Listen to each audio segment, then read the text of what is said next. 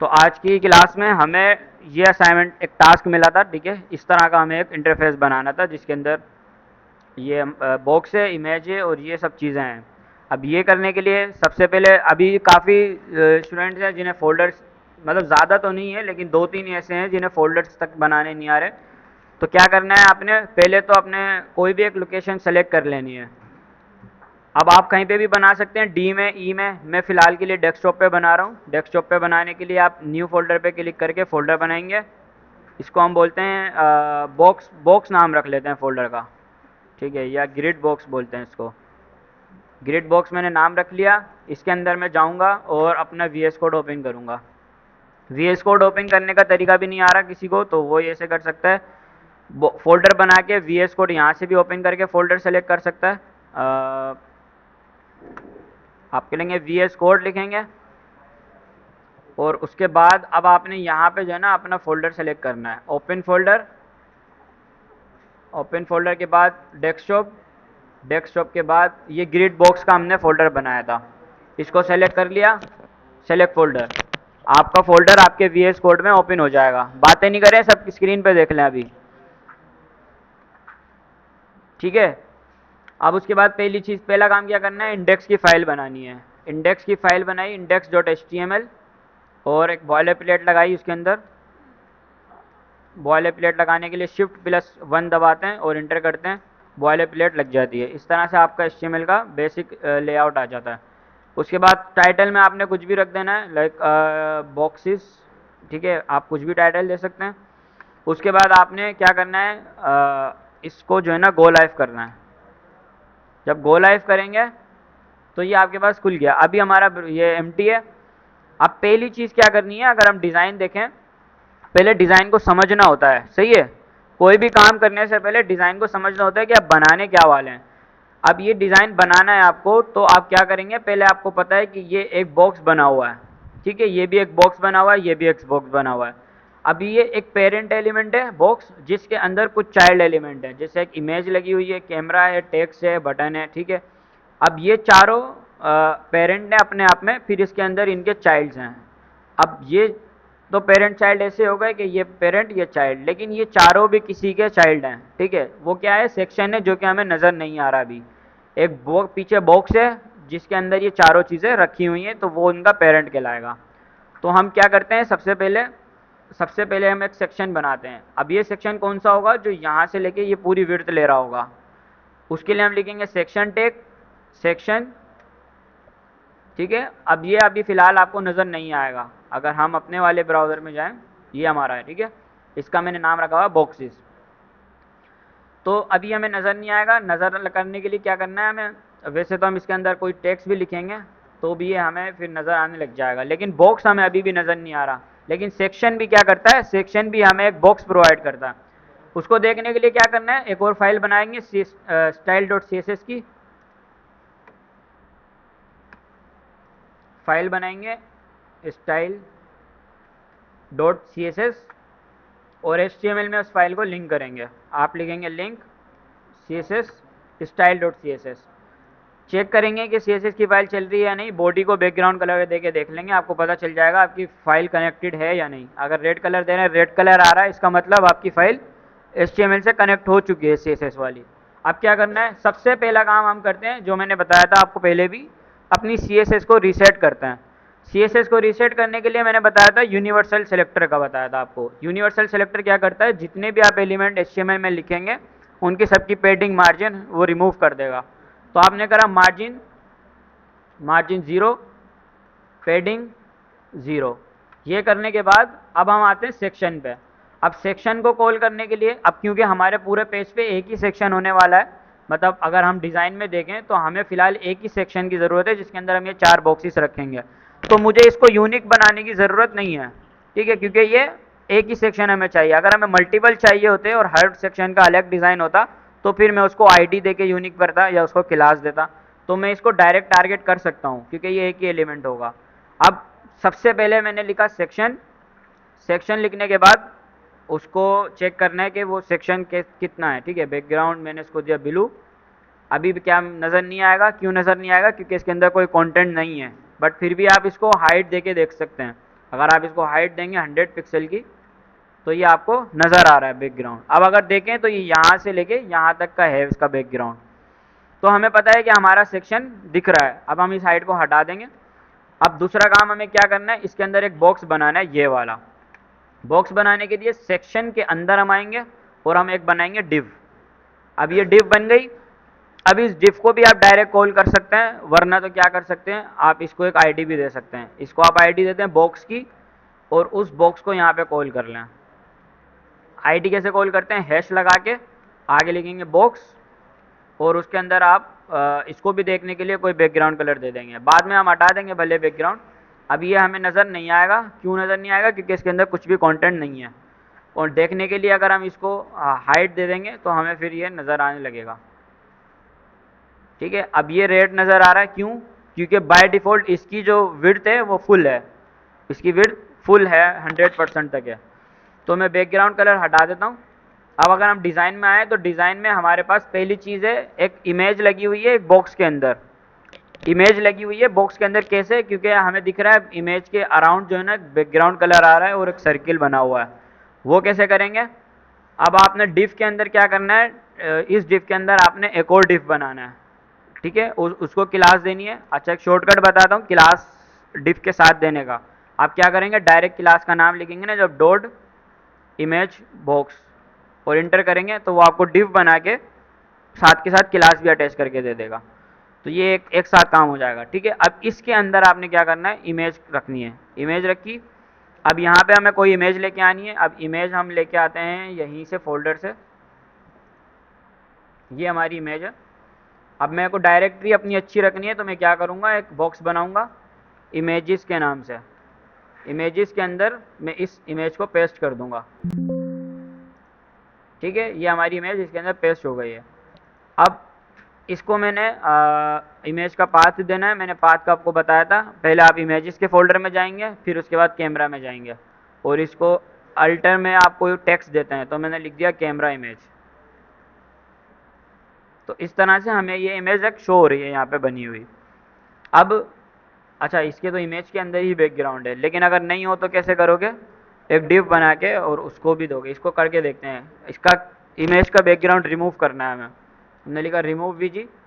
एक वेबसाइट है, ये क्या करती है, आपको आपके बैकग्राउंड इमेज के बैकग्राउंड को ना रिमूव करने के लिए वो देती है। आप रिमूव वीजी लिखेंगे जब सिर्फ,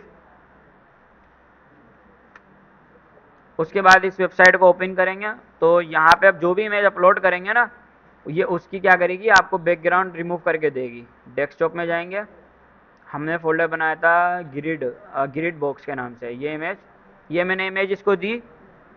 अब ये क्या करेगा, इसका बैकग्राउंड रिमूव कर देगा। ये बैकग्राउंड रिमूव हो गया। इसको दोबारा से डाउनलोड कर लेंगे। अब ये इमेज यहाँ पे डाउनलोड हो गई। इसको हम कॉपी करके अपने फोल्डर में लेके आ जाएंगे वापस। ये हमारा फोल्डर है। अब यहाँ से हम इस इमेज को डिलीट कर देंगे और यहाँ पे हम वाली इमेज को पेस्ट कर देंगे। अब इसका नाम चेंज कर लेते हैं, सिर्फ कैमरा नाम रखते हैं। ठीक है, अब ये कैमरा है तो यहाँ पे भी हमें सिर्फ कैमरा करना। वेब पैक नहीं है, वो पीएनजी की फ़ाइल है, तो हमें इसका नाम अपडेट करना है। तो अब अगर आप देखोगे, अब वो बैकग्राउंड आपको नज़र नहीं आ रहा है यहाँ पे। सही है। अब ये रेड बॉक्स के बाहर इसलिए आ रही है क्योंकि हमने यहाँ पे इसको हाइट दी हुई है। अब मैं इसको हाइट हटा देता हूँ। मैंने हाइट हटा दी। हाइट हटाने के बाद और इसका बैकग्राउंड भी हटा देता हूँ मैं, ब्लू वाला भी। फ़िलहाल हमें सेक्शन में कुछ भी चीज़ देने की ज़रूरत नहीं है। हमें सिर्फ देखना था कि हमें एक पेरेंट बॉक्स बनाया हमने। अब क्या करना है, ये बॉक्स बनाया हमने, इसको हम देंगे सबसे पहले बॉर्डर। जब आप इसको बॉर्डर देंगे, बॉर्डर देने के मैंने दो तीन तरीके बताए थे कि बॉर्डर की विड्थ देते हो, फिर कलर देते हो आप, और उसका स्टाइल बताते हो। तो या तो आप तीनों चीज़ें करोगे या फिर आप सिंपल उसका शॉर्टकट यूज़ करोगे, बॉर्डर। देखो ऐसे होता है ये। पहले आप देते हो बॉर्डर की width, border width 1 pixel, border colour red या ब्लैक, और border style, border style solid. या तो आप ये 3 लाइन लिखते हो तो वो पूरा बॉर्डर बना के देता है, या फिर आप इस काम को शॉर्ट में भी कर सकते हो।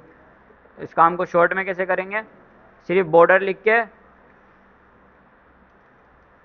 1 पिक्सल सॉलिड ब्लैक, तब भी वो आपको बॉर्डर दे देगा।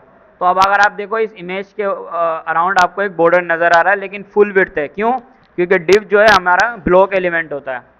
अब इसको सबसे पहले क्या करेंगे, इसके अंदर इमेज हमने दे दी, इमेज के बाद हमें दूसरी चीज़ इसमें रखनी है, क्या? एक टेक्स्ट रखना है, एक h1 रखना है, और इस इमेज को बैकग्राउंड कलर भी देना है। तो अगर हम अपनी HTML में आ जाएं, HTML के अंदर हमारे पास ये इमेज बॉक्स की एक क्लास है, इस क्लास को हम कॉपी करेंगे। कॉपी करने के बाद अपनी CSS फाइल में आएंगे और डॉट इमेज बॉक्स की क्लास को लिख के अब इसको हम देंगे बैकग्राउंड कलर ग्रे। उससे क्या होगा, हमारी इमेज के ऊपर बैकग्राउंड कलर ग्रे आ जाएगा, लेकिन ये भी फुल आ रहा है क्योंकि इमेज जो होती है बाय डिफ़ॉल्ट इनलाइन ब्लॉक होती है। तो अब आपको क्या करना है, इस इमेज को आप कोई हाइट विड्थ दे देते हैं, यहाँ से भी एट्रीब्यूट भी दे सकते हैं। विड्थ आप देते हैं इसको 200 दे सकते हैं विड्थ, छोटी हो जाएगी।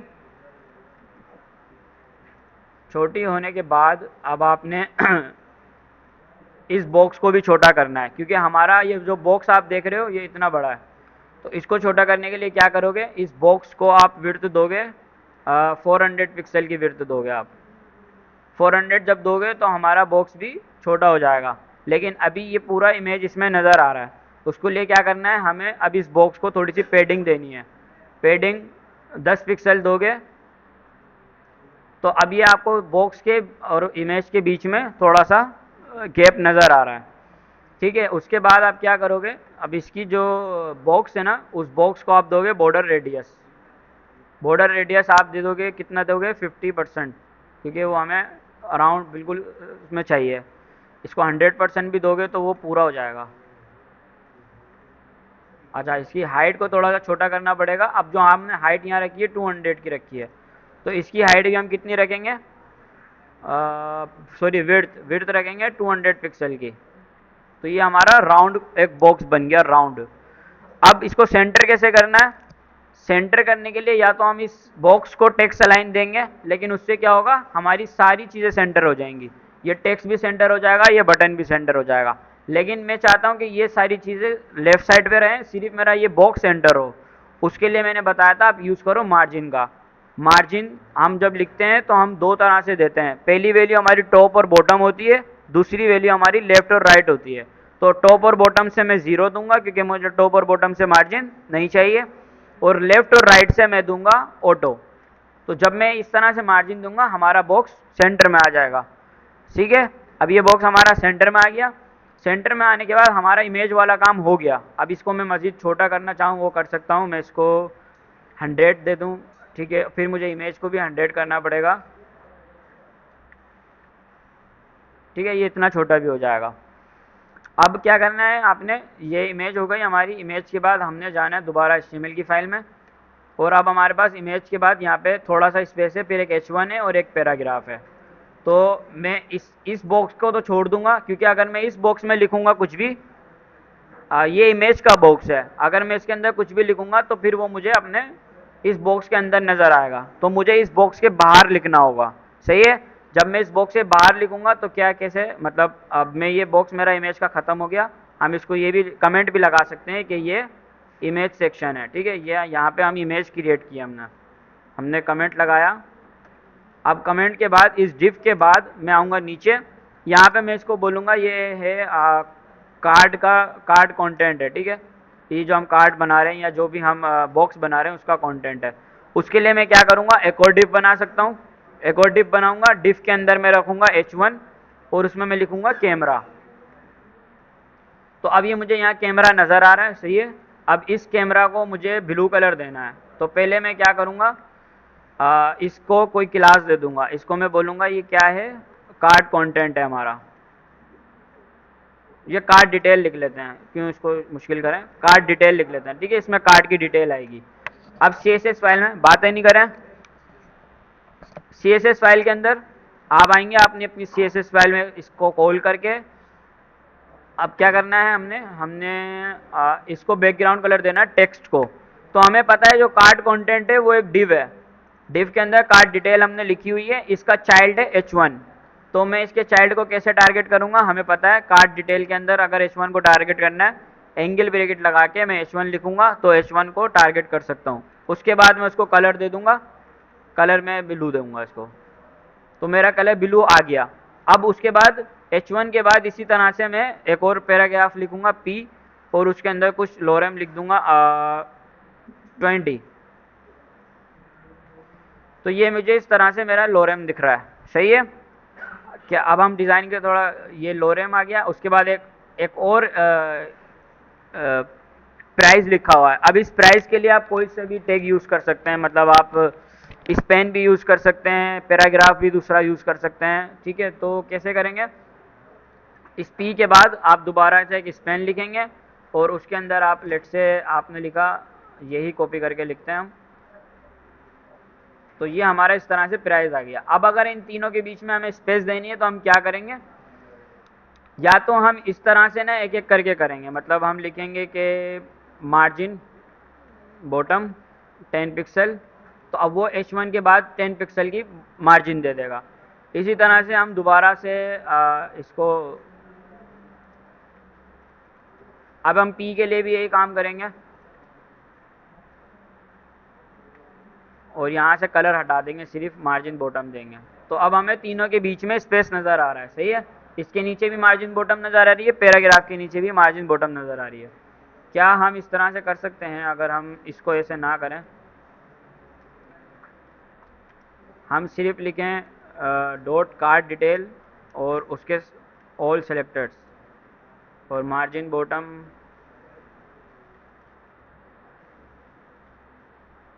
ठीक है। इस तरह से भी आप लोग कर सकते हैं। मैंने क्या करा, पहले मैंने पेरेंट को कॉल किया, पेरेंट की क्लास दी कार्ड डिटेल, उसके बाद मैंने एंगल लगाया जो कि काम आता है चाइल्ड को सेलेक्ट करने के लिए।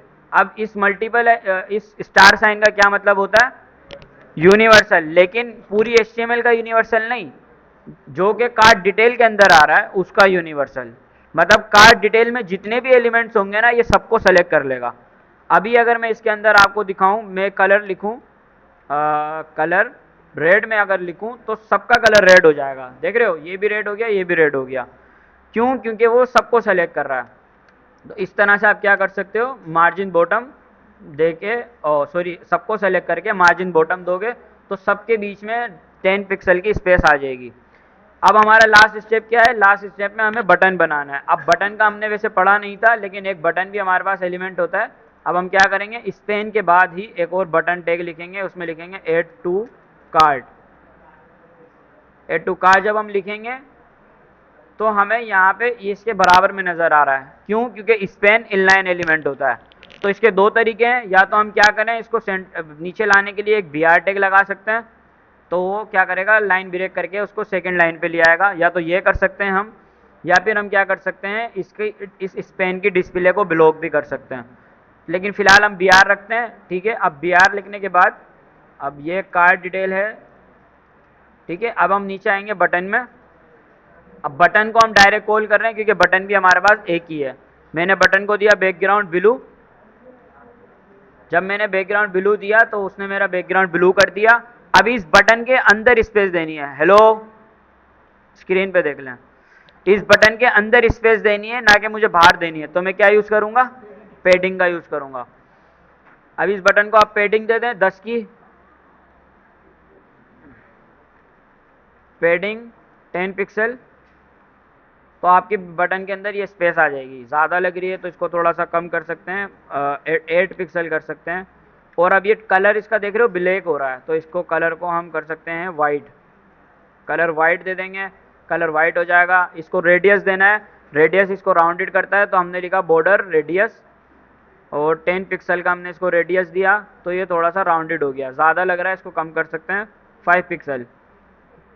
अब इस बटन के ऊपर भी मार्जिन दे देते हैं ताकि थोड़ी सी स्पेस आ जाए। मैंने लिखा मार्जिन टॉप और 10 पिक्सल, क्योंकि हमने यहाँ सिर्फ मार्जिन बॉटम बताई थी, सही है, तो वो बटन के ऊपर स्पेस नहीं ले रहा।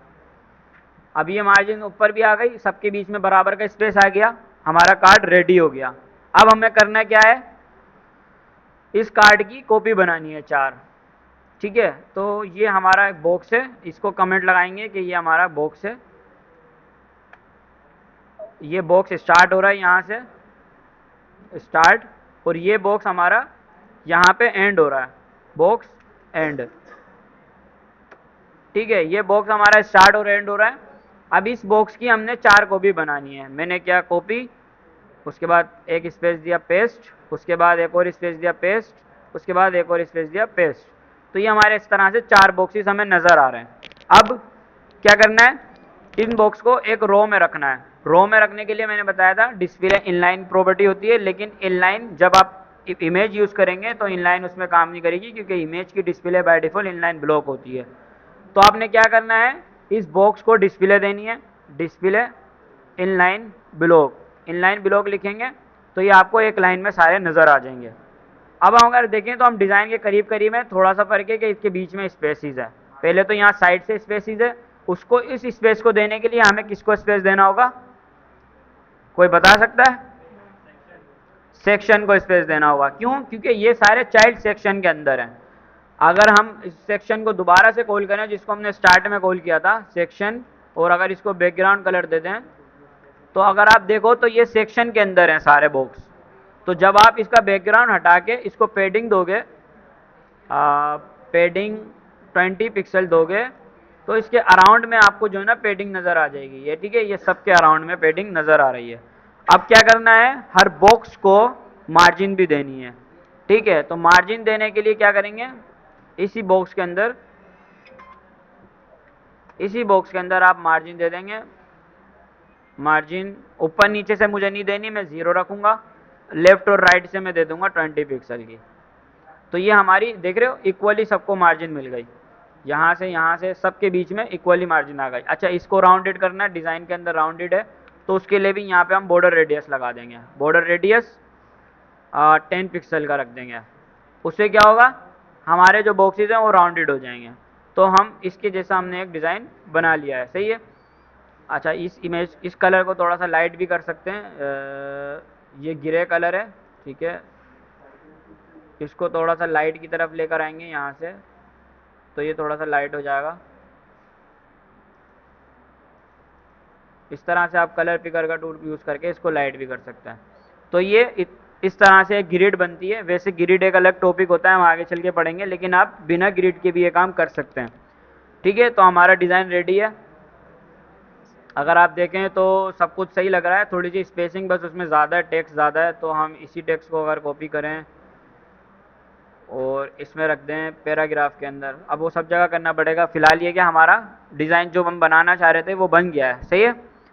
इसके अलावा भी आप मज़ीद चीज़ें कर सकते हो। आप इसके अंदर होवर लगा सकते हो बटन में, मतलब मैं जैसे ही माउस लाऊं उसका कलर चेंज हो जाए। वो कैसे करेंगे, स्टाइल में आएंगे, ये बटन है, बटन के अंदर वैसे हमने सूडो सेलेक्टर पढ़े नहीं है अभी ना, लेकिन सूडो सेलेक्टर्स यही काम करते हैं। आप बटन लिख के जब कोलन लगाएंगे ना, ये डबल कोलन, ये एल के बराबर में बटन होता है, शिफ्ट दबा के उसको दबाएंगे और होवर लिखेंगे।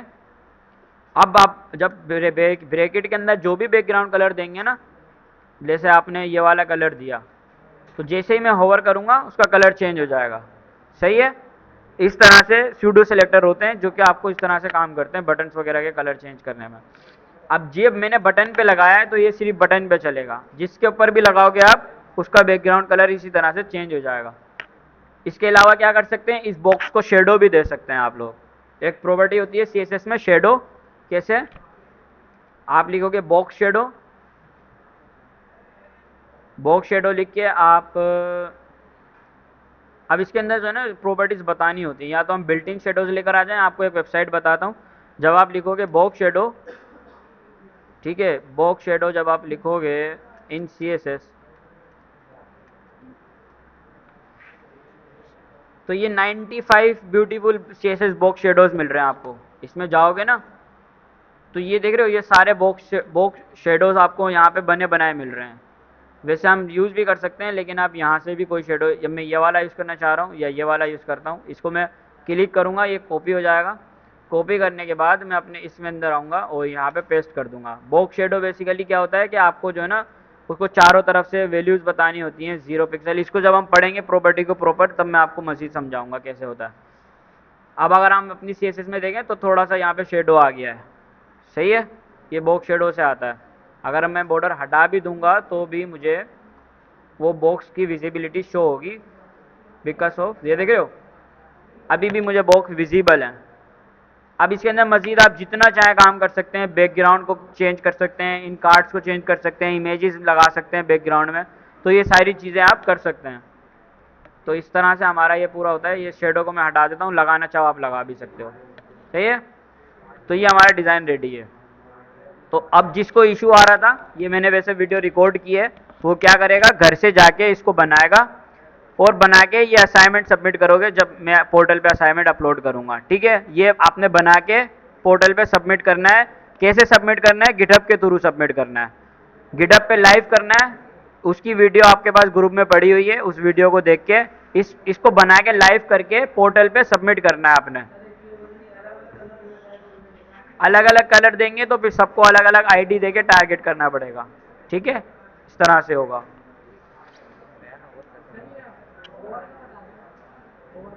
होवर सूडो सेलेक्टर होता है, सूडो सेलेक्टर से आप इस तरह वीडियो देख लेना, मैंने वीडियो रिकॉर्ड किया, उसको दोबारा देख लेना।